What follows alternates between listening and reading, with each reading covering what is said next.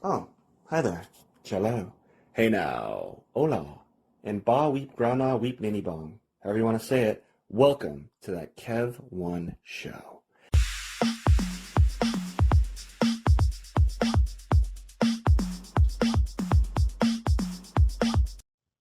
My legendary guest today is someone who saw the future in his pen and whose work changed cinema and touched the pulse of the world and pop culture.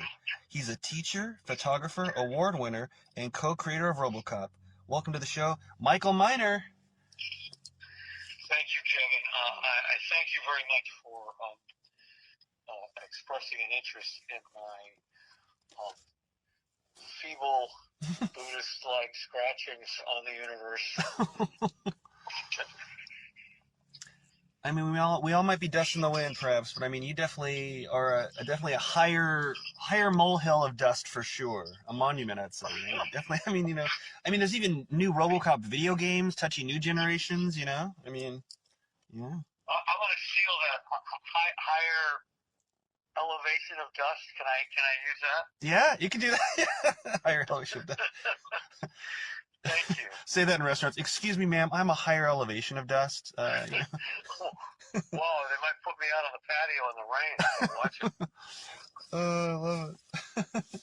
How are you doing in Hollywood right now? Um, I'm good. I just finished the last finishing touches on a pilot and Bible for a streaming series about I guess you'd have to call them hyper objects, those things that are too big to understand in their complexity. So it's a paranoid thriller. Wow. It's called Smart Mouse. And I have a great director and producers attached, and we're going to try to set it up next year. Awesome. Wow. Oh, awesome. Yeah. Yeah. Yeah. What more can you tell us about that without getting in trouble? Like, have you not quite sold it yet, or is there an NDA involved? Or Yeah, still... no. Yeah. We're on the precipice of selling, but these producers are very well connected and have given me great notes. I've been working on it for quite a few years, not as long as the pyramids, but I think it just takes a long time to get these things good and to the point where they may be worthy of being broadcast. Yeah, I mean, to me, like when they say with art and everything, those who can't do teach. Like, I feel like they're almost. I don't want bash acting lessons or writing lessons, but I feel like artists are artists, and it's like whenever I write or create a character, it's to me, at least my method, it's like a developing picture. So sometimes if I'm trying to create a comic or a screenplay, it might take forever, and a lot of us artists are spinning a lot of plates, and there's that stereotype we don't finish a lot of our work, because. But if the inspiration's not there, it's not true. Don't you agree? Probably. That's a very well put, Kevin. There was a great study on two different kinds of artists: the conceptual and the trying to remember the name of the other category. Well, let's put it this way: Picasso, Orson Welles, and T.S. Eliot all worked out their art ahead of time before they started anything. Picasso said, "I don't paint what I see, I paint what I think." And that's the conceptual artist. And the other type of artist builds their artwork as they're going. David Lynch, several of the Impressionists would work on pieces and add new dabs of paint over a 10-year period. So I think it's important for your listeners to try to decide what kind of process they do when they do their art. That's an important step. Yeah. Oh, couldn't agree more for sure. Oh man, and like, so you're a writer as well? Yeah, I mean, I've always been that. So it's kind of like, maybe you can relate or not, but like, when you're a little kid, everyone's like, what do you want to be when you grow up? People are like an astronaut or this, or I don't know. And like, I just always knew I was like an actor or writer. I just kind of always knew that, like I'd be on the playground and, you're make believe in your Optimus Prime or Green Arrow or RoboCop. And like, you just kind of keep going. I was doing a kind of method in my head, even when I went home and everything, as I was at the Autobot headquarters and said, but you know, internalizing it and stuff. So, and I was always writing and stuff and drawing little comic panels. I wish I was a better actual artist, you know, being able to illustrate. But you know, like any storyboards have to have like arrows and stuff because it's like, this is. Do you know about the 10,000 hour rule? Oh, what's that? No, not by It's name. a journalist, Malcolm Gladwell, wrote several books, and one of them is a chapter on the 10,000 hour rule, in which he says that craft is more important than genius, and he cites three different examples. Paul Allen, Bill Gates, and Steve Jobs were all born in the mid-50s, and they were exposed very early to the earliest mainframe computers in the 60s, and then they spent 10 years mastering that before they came up with their great machines. The Beatles played cover. They were a cover band in Hamburg for 10 years, so that when Destiny knocked in the 60s, they knew exactly what to do. But 10,000 hours is 10 years of 40-hour weeks. Huh. So his feeling is that craft trumps, I hate to use that word, craft is much more important than genius in making art. And I have to agree with him. It took me a long time to figure. I'm still figuring out what screenwriting is about. And I'm sure Ed Newmeyer will say the same thing. Yeah. Co-creator RoboCop. Yeah. You guys still friends to this day, or? Oh, we're best friends. Oh, good. We're like brothers. Yeah. He read Smart Mouse, and Newmeyer's bar is very high. He liked it a lot. I'm going to read his next thing, which he's writing for Paul Verhoeven. So awesome. And it's called.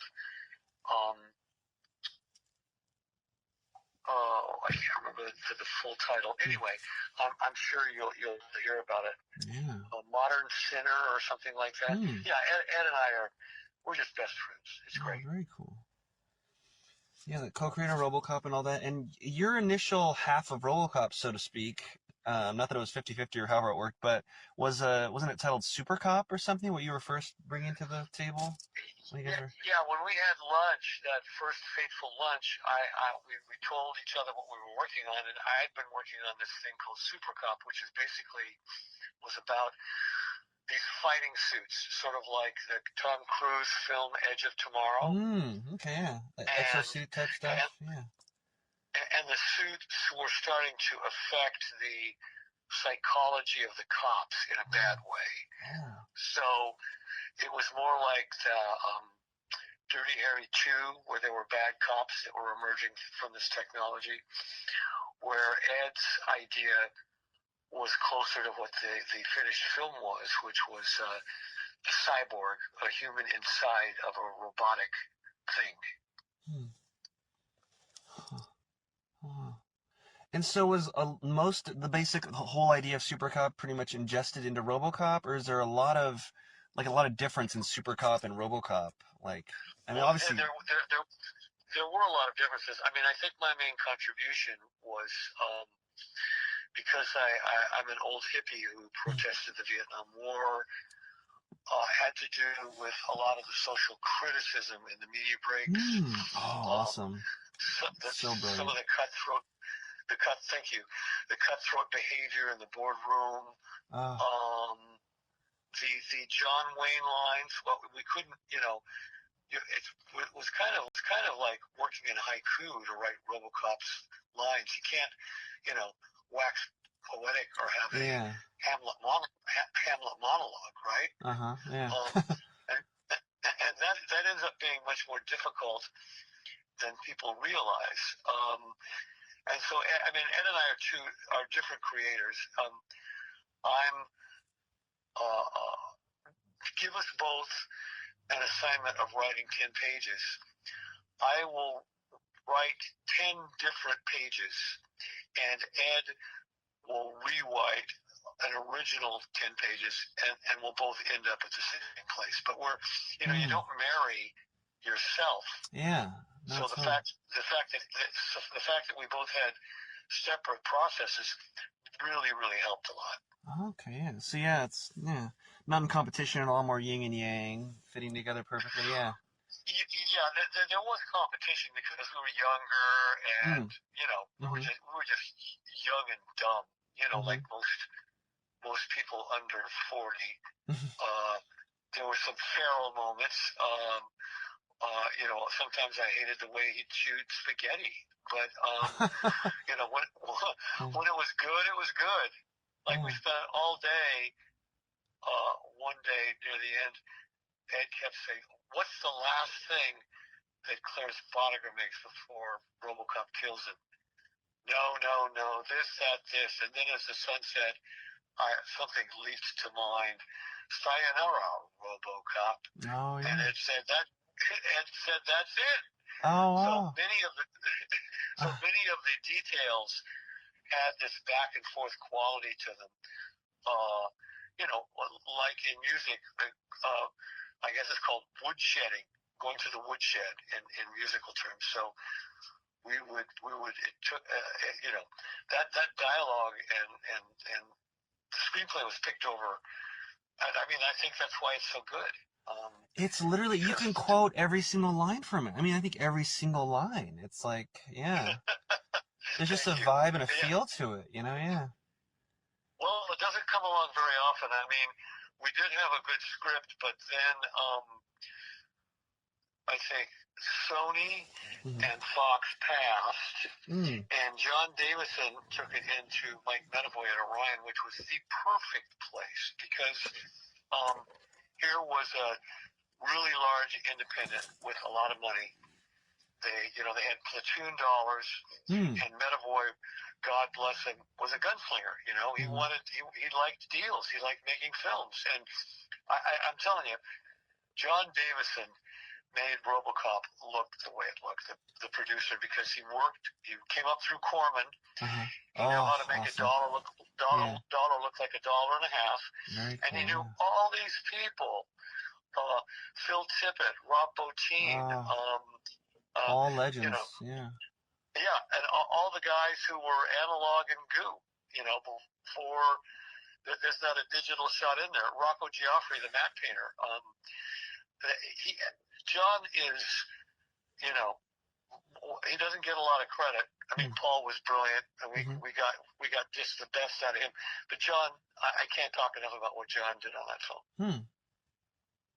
Huh.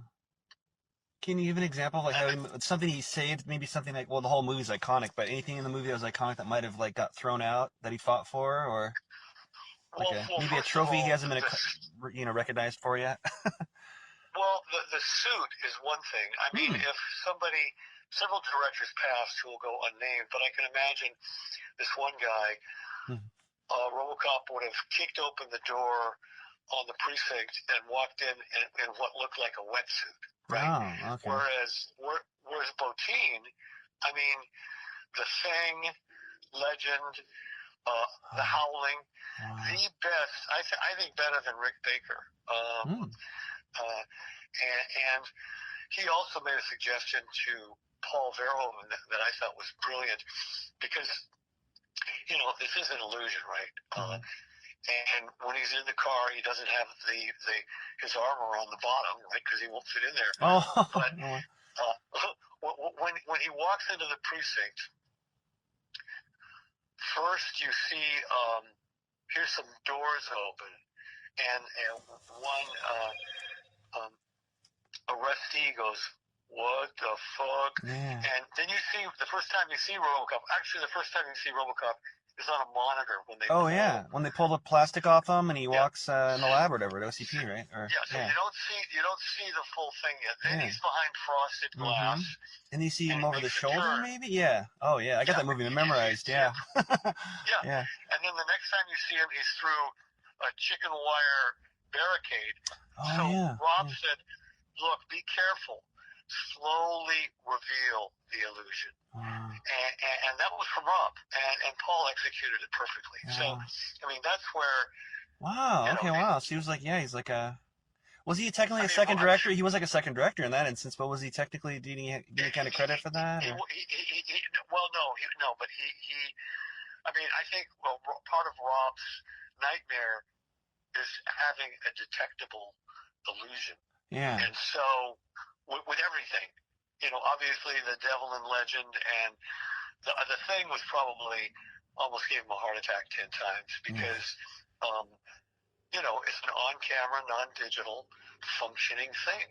So he was always very sensitive to that, and I think that just those directorial suggestions really, really helped. It really is like a magical movie, and the fact that it came out in '87 is insanely miraculous. But that's also kind of this magical time. I can't remember if like Die Hard came around the same time for sure, but like it's just so real. It's like it's RoboCop being made then and as well. It's just a huge accomplishment, but it just makes it more real. It's just before CGI, and yeah.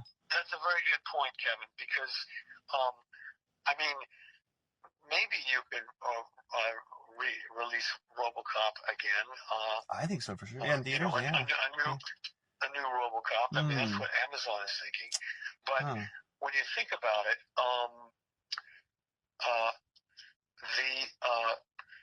it is of its time. The late '80s were action. I think Die Hard was a year before.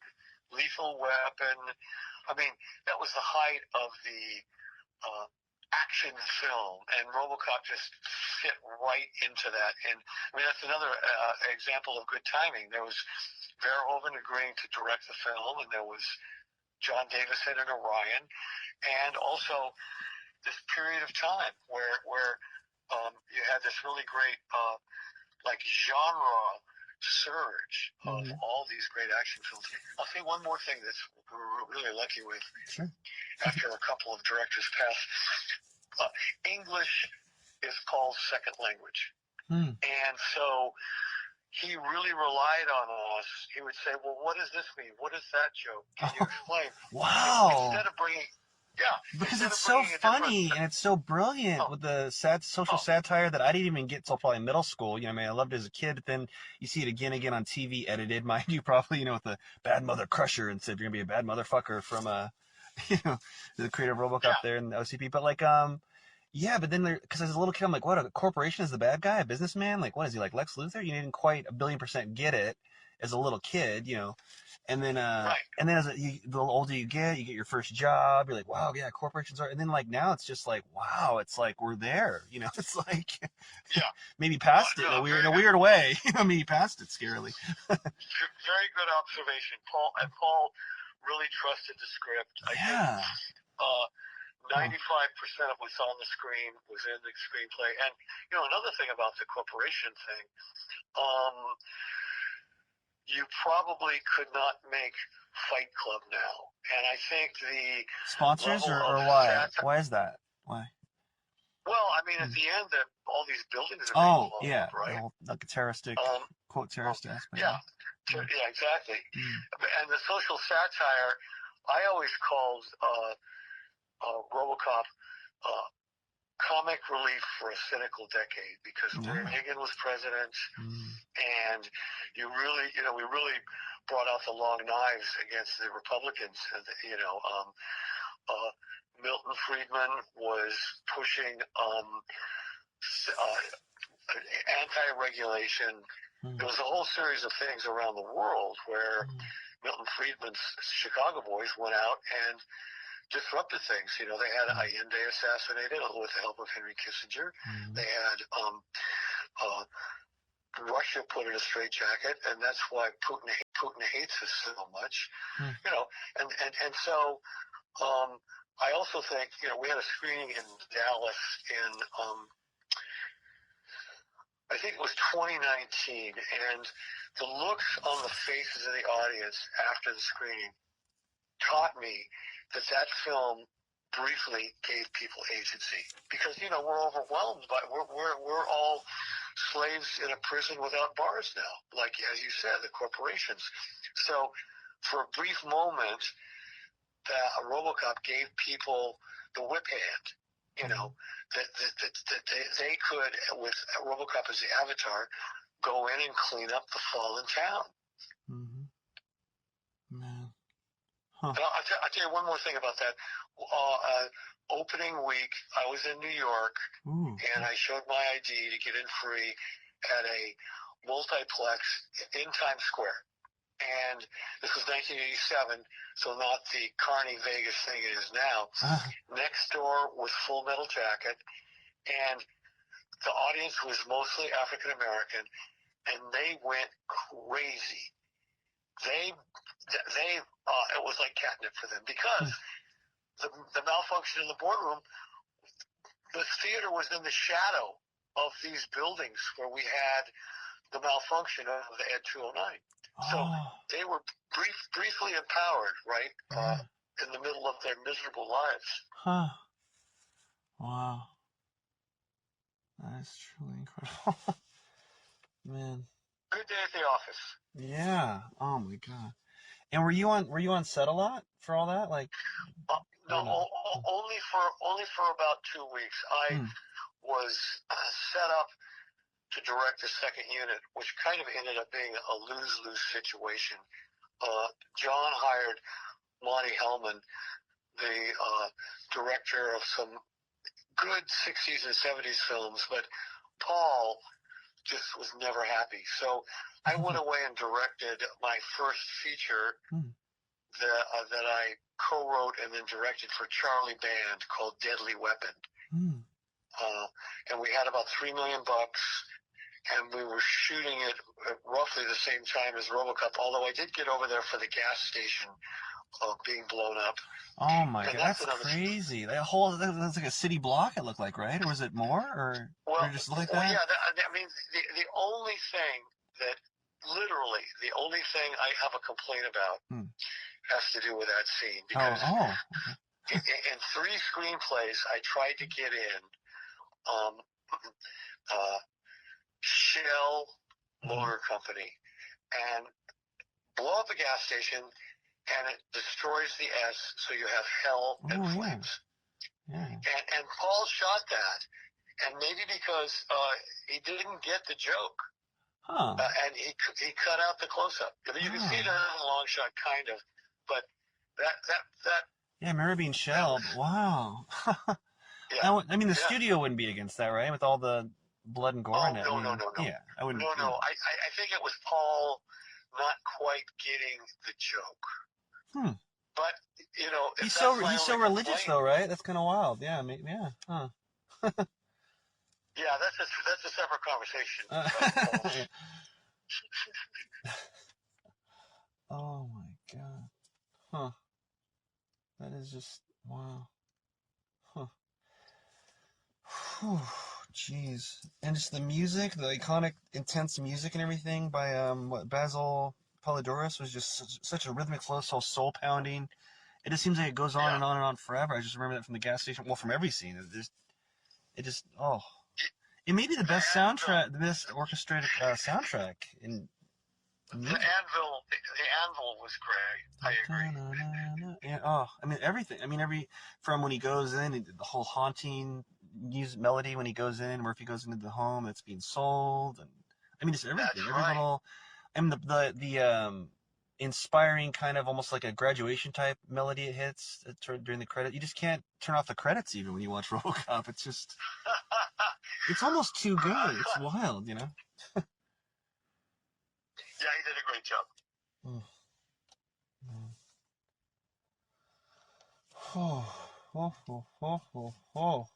Well, you are also in the unique category to answer 2 super fan questions. Because when I talked to a couple of Super RoboCop fans, when I told people that you were going to be on, I was like, okay, some official canon answering questions that are on the edge of real RoboCop super fans. Because not only did you write the film, obviously, but also the pilot, right, or a couple episodes of the initial RoboCop TV series that was so good. Where exactly in the RoboCop TV series does it fall into the timeline of RoboCop? Is it after part 3? Is it just? That's a good question. It was, I think, in the early '90s, a Canadian company acquired TV rights, and Ed and I had first refusal on a pilot, and so we had a lot of fun writing this script about a blooming friendship between RoboCop and something called Neurobrain, which is a early version of artificial intelligence. And we it was I think if I remember correctly, it was reviewed better than RoboCop 2 and 3. Yeah, in my opinion, for sure, and not to bash those, but yeah, in my opinion, for sure, that's why it's almost to me like when I remember, because that came out and that was really right up my alley. I was probably really in the target demo for that because, I love RoboCop as a kid, obviously, but at times being like a, I don't know, 10-year-old or whatever I was, when I saw it on VHS, like in '89 or '90 or something like that, but there are a lot of gory parts. You kind of wince at a little bit, like puppeteer Peter Weller getting blown away, like, whew, my God. So, to this day, I can't believe how real it is. But the show is like perfectly made for my age group right then, and it reached probably a lot of young viewers for the first time. But it totally had the vibe of RoboCop, the film, because it has Commander Cash and all the corporate, like the media break type stuff, if not literal media break. I can't remember if it was called media break on it, but they had all those segments and the fake commercials and the same vibe. It just wasn't rated R, obviously, or TV-14 or whatever would be the equivalent back then, if that was even a thing. Sure. Yeah, no, they gave us a lot of freedom at that point. I mean, what people who worked on the sequels, we were fired off the sequel. Whoa, no. Because of the No, because of the writer's strike. Yeah, okay. I was gonna say, like, my God, what the hell? Okay. No, there's something called force majeure, which is an act of God, and the strike was considered something that no one could control. So they replaced us with Frank Miller, and then great comic legend. Yeah. Huh. Yeah, not a very good screenwriter though. No, yeah, I know. Yeah, definitely. It definitely isn't quite old. Yeah. But Waylon Green is pretty good. I mean, I think the Wild Bunch is not bad. So we didn't, and my point is that many times people think, sort of like on the playground when you're trying to tie your shoes and you can't quite get it right, and somebody's looking over your shoulder and says, "Here, let me try that. I can do that." I think a lot of storytellers mistake the ability to do a good RoboCop for how difficult it is, because there were 3 or 4 rules that Ed and I came to understand about the material. RoboCop can't ride a bicycle. He can't talk. He can't talk on the phone. He can't kiss a girl, and he can't fly. Oh my God! In RoboCop 3, they have him flying, and Ed pointed out that he also gets chopped up by a samurai, and you don't want to see RoboCop disembodied and helpless like that. Yeah. That's Ed's observation, which I have to agree with. You don't. And I think that the reboot also had some problems with, I guess you have to call it disembodiment. Remember, he's taken apart, and we see him, being transparent, and then he's put back together, and it's kind of it's a horror image. You don't want to see the hero disempowered that way. That's the only way I know how to describe it. Yeah, I haven't even seen the remake, just because I remember when we were years ago. It should be common sense. Like, you just can't remake RoboCop, not the original. And you can maybe make a sequel if someone's brilliant enough, and there's enough creatives in there. But also, it's I haven't even pondered lately if you should remake or do a sequel, because it really takes someone. Hopefully, the originals like you, and Ed, doing it. Because we're in a different time where I don't even know if you could quite. Yeah. Ed and I have had some conversations about that. It would be almost even more miraculous just because the times we live in, to get it made. Yeah. In a weird way. So what we had an idea. MGM commissioned us to write, because they had the rights from Orion, in 2017 to write a feature. Basically, the cold open is RoboCop going out and trying to fight a riot in Detroit, and a gang has a RPG and hits him in the chest. Yeah. Fade out. Title card. 30 years later. Oh. And we come up on New Detroit and a new villain based a little bit on one of these billionaires. And there's crime everywhere. Old Detroit is just a festering mess. And so somebody pitches the idea, isn't RoboCop somewhere? And so they go down to the sub-basement, and he's encased in this bioplexi, a lot like Han Solo was at the end of the second. Yeah. And so they revive him and rebuild him. Huh. So he's kind of Rip Van Winkle. He's a late 80s guy, 30 years in the future. Awesome. Okay. Yeah. Huh. It was a great script, but we went in the Marvel direction. $200 million. A little too rich, so that's just sitting on a shelf. And now Amazon owns the rights, and we'll see what they do. So RoboCop was put in mothballs because he was so horribly injured and kind of essentially cryogenically frozen, kind of ish, maybe, I guess, right? Is that, and then revived? Exactly. Oh, okay. Exactly. Oh. Huh. Oh, wait, really quick before, we have plenty of time still, but I wanted to not forget this question. This was a big question that I remember having in middle school, or whenever the RoboCop, the TV series, came out for me. I think it was middle school. And maybe it's obvious, but I don't think it's quite said in the show, unless we glazed over it. But another super fan asked me, I was like, oh yeah, I gotta know. Because I did rewatch the pilot to RoboCop. It's on Roku, or it's on somewhere streaming. Easy search. I was like, oh. Is Pudface, I think his last name is Morgan, is Pudface Morgan, this big iconic villain in the Rogues Gallery of RoboCop in the TV series, is he Emil from the climax of RoboCop, the first film, when he gets, washed in toxic waste, or not? It seems like that's at least hinted at. I'm very impressed. That's way down in the weeds. Thank you to the fan who asked that.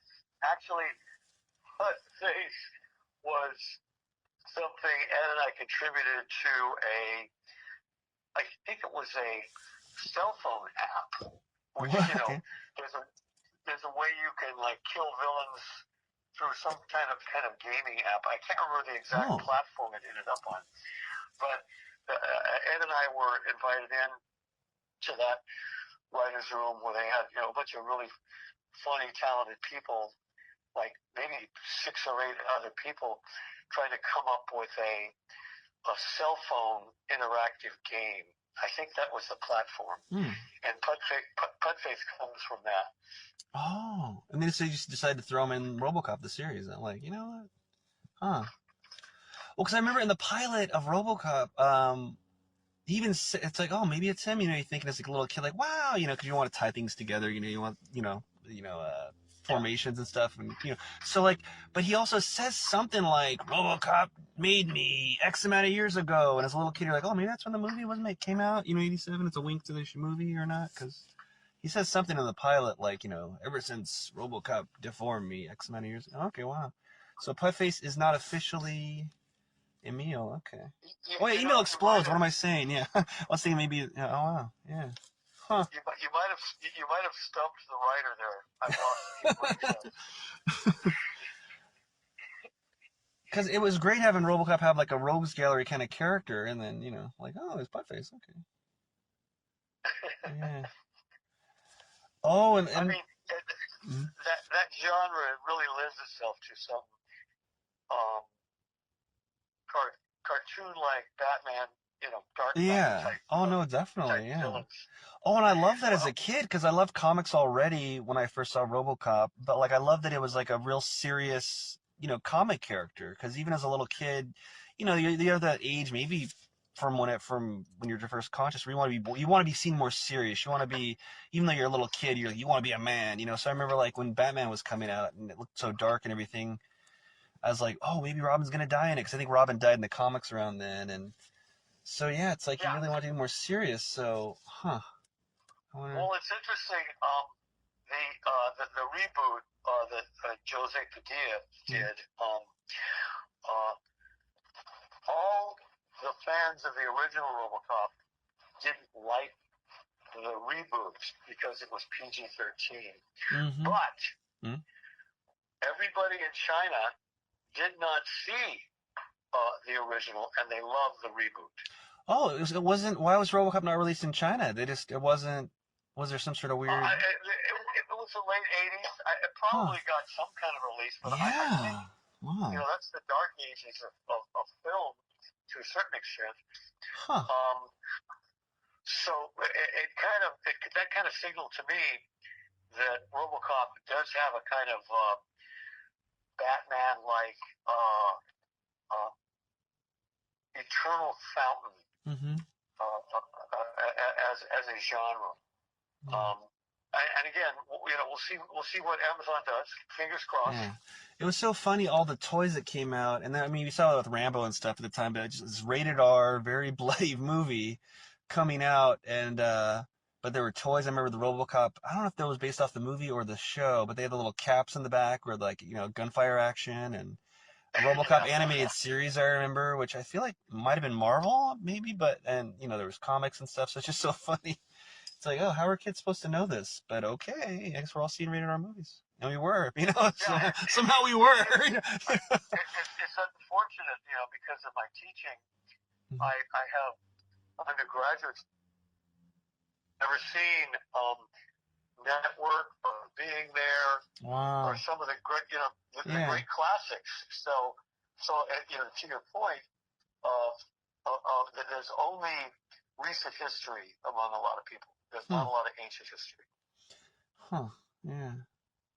That is wild. Like, I mean, like things like Network, I don't even know if I've seen it all the way through, but there's just some things you just kind of feel like you know. Like, I know you're mad as hell, I'm not gonna take it anymore. I just, like, it's almost weird. It's almost like that U2 song, like, what you don't know you could feel somehow. like I know what Howdy Doody Time is, but that was way before. That's probably when my parents were kids. You know what I mean? But like, no, you're right. It's so weird, right? Network really influenced Ed and I as writers, and had its own influence on RoboCop because. Oh yeah, an OCP executive definitely could have yelled that, right? I'm mad as hell. Yeah. Well, and it's about media becoming very distorted by corporations and consumerism. Yeah.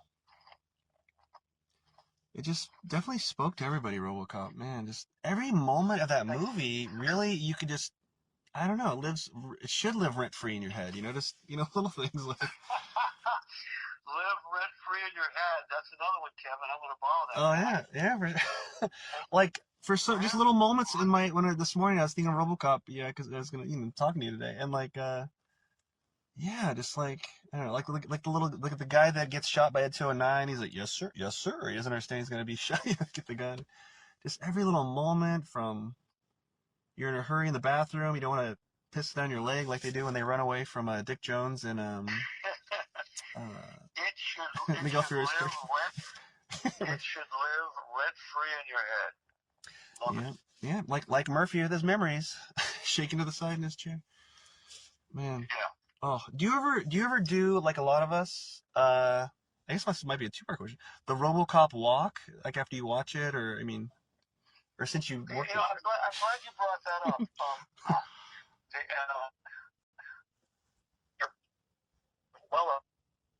Hello? Orion wanted to have Schwarzenegger be RoboCop, but he would have looked like the Michelin Man. Oh my God, he would have been gigantic because of the suit. I mean, Peter Weller had to be so thin because of the suit, right? So, wow. Oh my God. Yeah. He was a marathon runner. Well, he would have been like Ed 209. Schwarzenegger would have been like Juggernaut or Ed 209 size. It's crazy. So Weller hired a mime. Yoni, I can't remember his last name, a New York mime, to give Weller some movement coaching about, Wow. Huh. yeah. And I So mean, that's that's part of the reason that, incredible. Wow. yeah. And Joni Noah or something, I can't Hmm. remember his last name, well, uh, influenced Peter's movement there in a great way. I mean, that was, see, everybody had brought something really interesting to the project. Wow.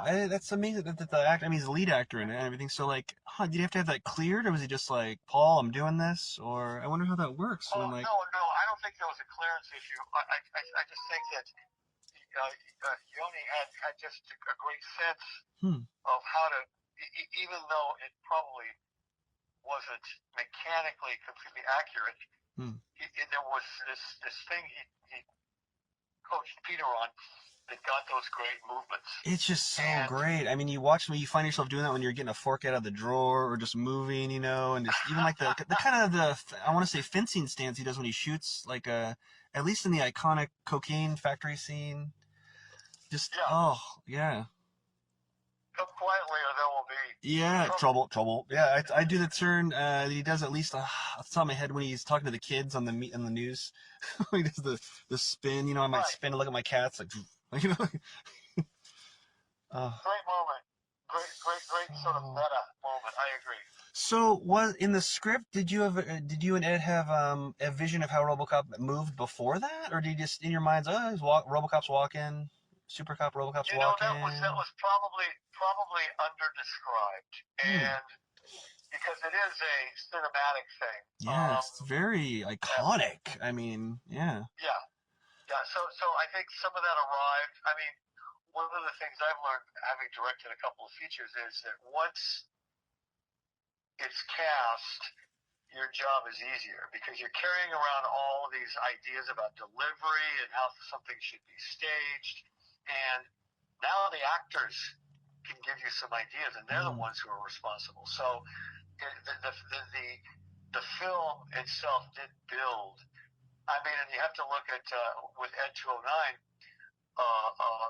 Phil Tippett, who did the Empire tank walkers. Mm. He had a protege,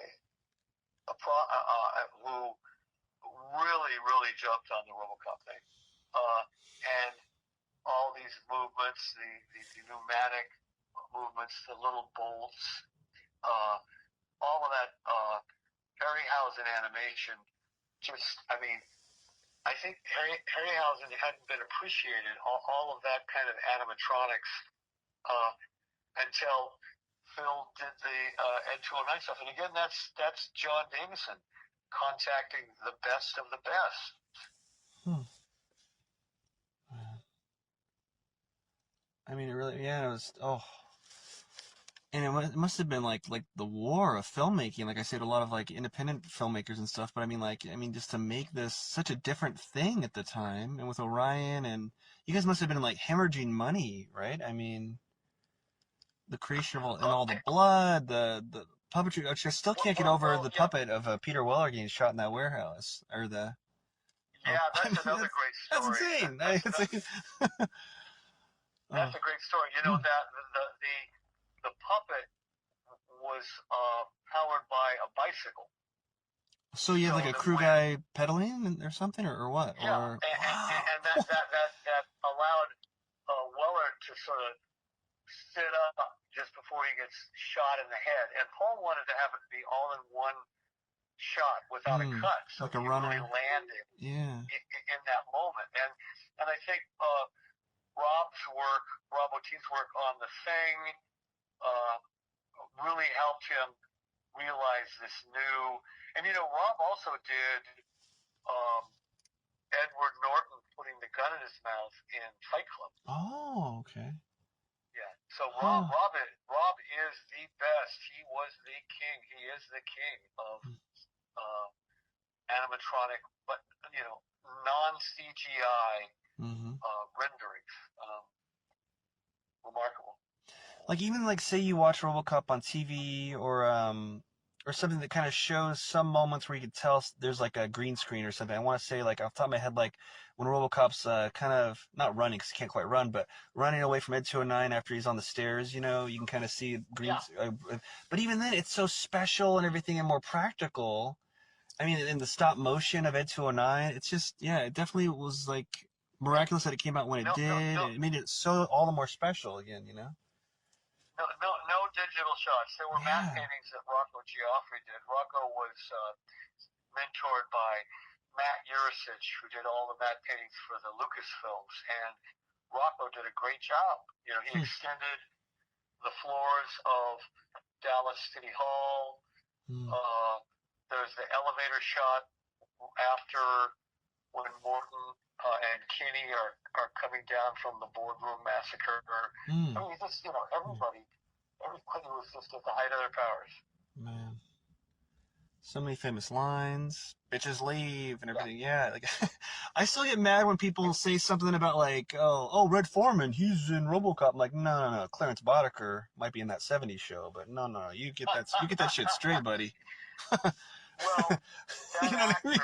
actor, Kurtwood Smith, is one of the most gentle people you'll ever meet. Oh, really? I mean, he's got to be more gentle than Clarence for sure, right? But yeah, wow, that's good to know. A real testament. I think that a person with that kind of character can play a psycho much better. And Paul, by the way, told all Clarence and his gang, look, go away and play around with stuff. You know, he wanted them to bond. To become a gang, to really become the boys. Wow. Yeah, to become the boys, exactly. Huh. Exactly. And we were able to do a rainbow gang instead of being overtly racist, which thank God, you know, because a lot of these. Yeah. Oh, yeah. If it was just all black or all, you know, Italian or something like that. Walter Hill's The Warriors dodged a similar bullet, I think. Yeah. If you remember that. Back in '79, yeah. Classic. Yeah. So, when there you know, there didn't have to be, the stereotypes weren't being exploited. Huh. Yeah, I went to like side note, I went to Martin Luther King Elementary where I was the only white kid for a while. And so like I really, you know, like all black friends and whole, you know, black upbringing those years. So I really saw like they loved RoboCop, you know, in the black community. So I always noticed stuff. Where was that? Where was that? Oh, Portland, Oregon, Martin Luther King Elementary in North Portland. Wow. But there was stuff like I always noticed where like you're playing Thundercats, for example, and you didn't think about it at all. You're being a white kid or Italian kid, and like, but a lot of black kids wanted to be Panthro because you could tell Panthro was voiced by a black guy. And some things you notice, like I remember there was like, I want to say it was probably the Red Ninja Jinx from G.I. Joe, and someone was playing with it and they said it was Spider-Man. I'm like, oh, Spider-Man, you know. So when people like love RoboCop, so I mean, that's another testament of coolness that RoboCop was so beloved, and you had, like you said, the rainbow group of characters before any kind of, you know, quote woke in quote era. So it's like a real testament of the legitimacy, like it's true. I grew up in Monrovia, California, and it was 30% African American. So I wasn't terrified when I got out of the suburbs, you know, to go to college, to you know, see a black person. A lot of people live in a very sheltered world, and I fortunately was able to see a little bit more about the world. Not that I didn't have problems that, or I had to be tutored by my black friends because you know, the country is still screwed up and all of that, and there's still a lot of work to be done. Yeah, like because I had a single mother. I saw my dad on the weekends and stuff, but parents were divorced, and so I went to this daycare center that happened to be in I found out later, a black neighborhood. So that's why I went to Martin Luther King Elementary. So yeah, I mean, I was potty trained and taught to read by, you know, a lot of black ladies and stuff. So I mean, it just kind of shaped. So I mean, I definitely, RoboCop was definitely beloved in that community, not just across the board. I can tell you. Thanks for sharing that. Thank you. No, for sure. So, yeah. So speaking of like groups and seeing RoboCop and different groups and stuff, you have this unique thing being a co-creator RoboCop, and not only being so close, but being like the soul of it, half the soul of it, or whatever, so to speak. But you got to experience the joy of it being made, your creation being made, but also your face wasn't plastered everywhere, like Peter Weller and Nancy Allen and everybody. So like, do you have any unique experiences or tales of like being like at a store at the time or somewhere where people are talking about RoboCop mania, so to speak? And you're like, yeah, being the proud papa there, like, wow. Yeah, and when it played in Westwood, uh, during the premiere in Westwood at UCLA, a row back was a 12-year-old and his father, and when there's a fade out after Weller's torture murder about 25 minutes in, Oh, the kid turns to his dad and says, "Is it over? Is the movie over? It was so short." oh my God, wow. Right. And then out on the street, I ran into Billy Crystal Wow. and a couple of friends, and I said, "Hey, Billy, I co-wrote that." And Billy said, "That's terrific, man. That's just terrific. Really great film." So, there were encounters like that. A restaurant, a waiter would find out that I was the co-writer and start, feeding lines and stuff. So that part has been a gift that keeps on giving. I'm very lucky. I mean, it just doesn't happen. I have a lot of friends from film school who never owned a win like that. And Ed and I do not take it lightly or for granted what happened. It was a very, very lucky moment that kind of made our careers. Huh. That's awesome. Oh. Well, it's good to hear it's like, someone that's like a good person that happening to, and, appreciating that. And, man. That's so awesome. And you're also an accomplished landscape photographer too, right? With your work in galleries in Carmel and San Francisco. Interesting journey. I'm in a gallery in Carmel called Photography West, and I shoot primarily 8x10 sheet film, and then that film is processed, and I photochemically enlarge the negatives to 30 by 40 inch prints, which requires a lot of swearing. It's not, there are no digital steps. Oh, wow. But I mean, it's funny how that happened. I mean, I started out as a cinematographer, and then became a writer. So I learned some principles about photography, and I had an epic fail in 2004 when my third feature as a writer-director, I co-wrote a script with Ed called Marathon about a heist during the LA Marathon. It's a 24-hour real-time thriller. And I had Billy Bob reading it. We were going to try to cast Beyonce. I had twin Ethiopians, one at the start-finish line, and one in the race, and we were going to shoot it like Day of the Jackal, the original, where we'd shoot race footage, and then cross-cut between that and some bank robbers who were robbing a bank inside the marathon race course, which sort of blocked the cops from getting to them. And it was really a great script. We got all the way up to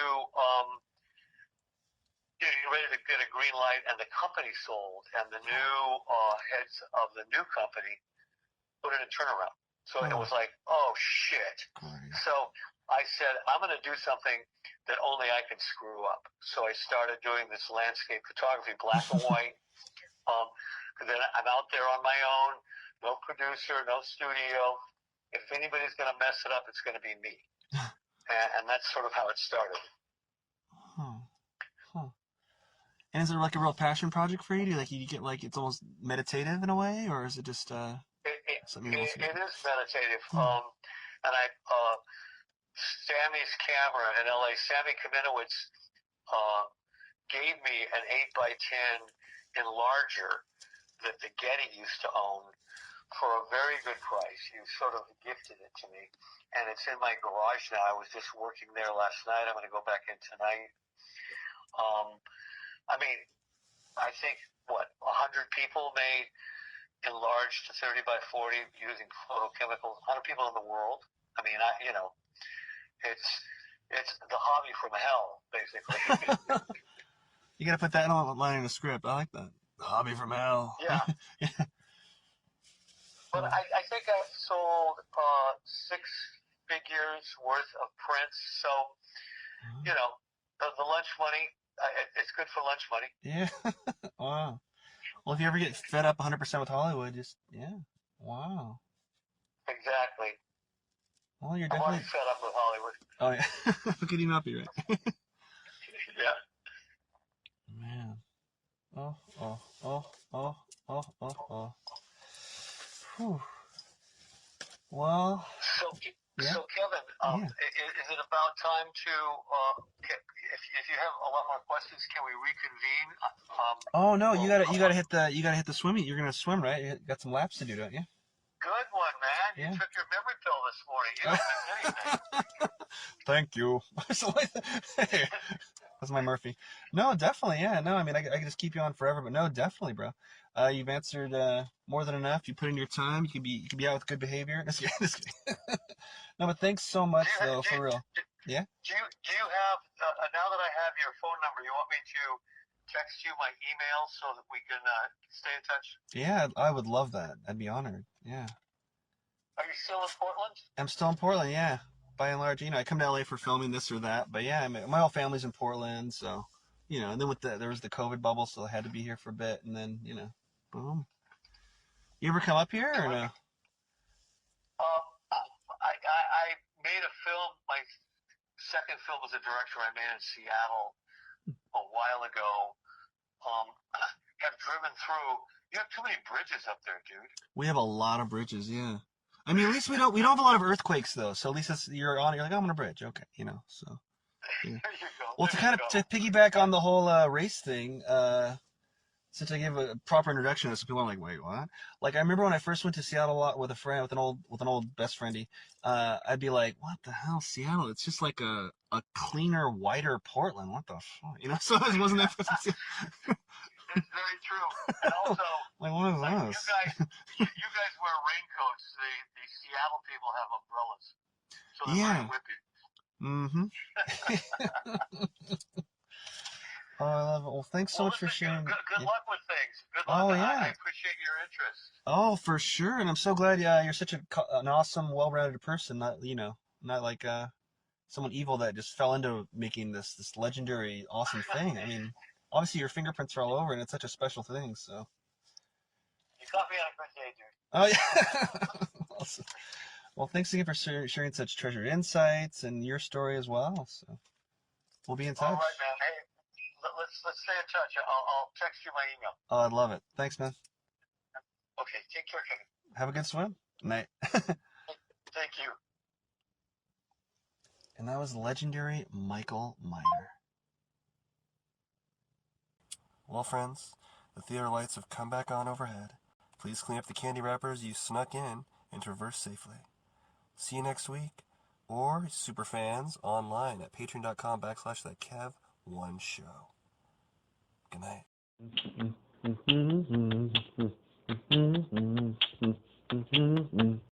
What's better than your favorite talk show? Well, maybe homemade delicious food, cold beer, or a drink of your choosing in a comfortable atmosphere. Well, look no further than the Boulevard Tap House for the world-famous fish and chips, seafood, all-around delicious menu with pizza, all kinds of food, wings, steak bites, anything you can imagine when you want to watch the big game or catch some live jazz if you pick the right night. Open 7 days a week. Go to boulevardtaphouse.com right now. I like to go to their Terwilliger Curve location. That's the home location for their not only their fish and chips, and they knew that they always used to give me Caesar chicken salad and wine. They kind of made jokes and made fun of me that. My favorite food there now might just be the brand new Mark Kevin. That's a margarita pizza named after me. Don't know if they do it because I'm Italian or what, but I had it, and it is delicious and, dare I say, nutritious. Anyway, friends, Go on in, have a great time. When you're there, you truly are family. No cap. Enjoy the Boulevard Tap House today. This portion of that Kev One show is supported by Bohemian Dream Gifts, made with organic and natural oils that nourish and hydrate your skin. Man, I don't know if it's the weather outside or the gym that was killing my skin, because my right elbow on the, it itched like the Dickens, like I was becoming like the lizard from Marvel Comics. I think it's that machine where you put your elbow in and do the lifts, for the bicep.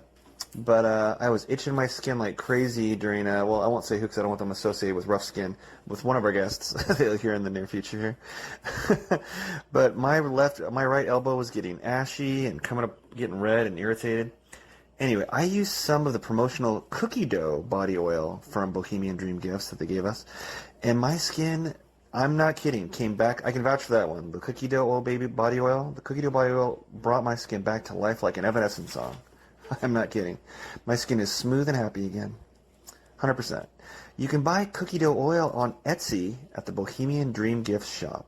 Check out their other stuff as well, but that's one that I swear by now. And as soon as my promotional one runs out, I'm going to order some myself. So go to Etsy and visit the Bohemian Dream Gifts shop today.